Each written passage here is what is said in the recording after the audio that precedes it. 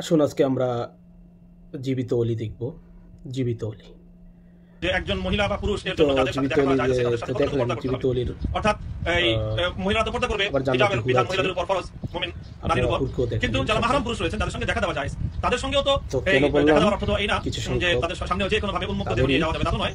সেখানেও কিছু আবার নাম সদরের মাসালা রয়েছে। বলবেন, নাম নিয়ে কথা বলি ভাই। আপনাদের হুজুরা তো নাম নিয়ে কথা বলে, তখন আমরা গায়ে লাগে না। আমি যখন বলি আপনাদের হুজুরদের বিরুদ্ধে, আপনাদের তখন গায়ে লেগে যায়।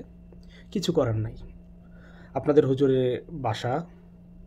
তো যাই হোক, তো এই যে মহিলাটা আপনারা পাশে দেখতেছেন, দেখেন এই মহিলাটার ব্যাপারে আপনারা কি বলবেন, যে তাদের ব্যাপারে পর্দার বিধান আছে কিনা? সে তো একেবারে উল্কা। আপনাদের বেলা জায়েজ, আর আমাদের বেলা হলে অনেক কিছু টল হয়ে যায়।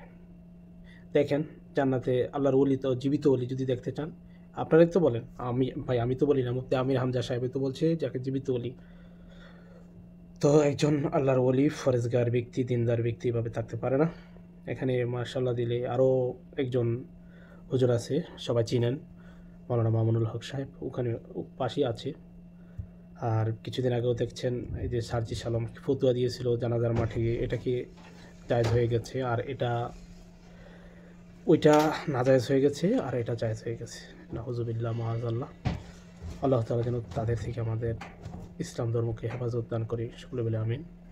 আসসালামু আলাইকুম ওয়া রাহমাতুল্লাহি ওয়া বারাকাতুহু।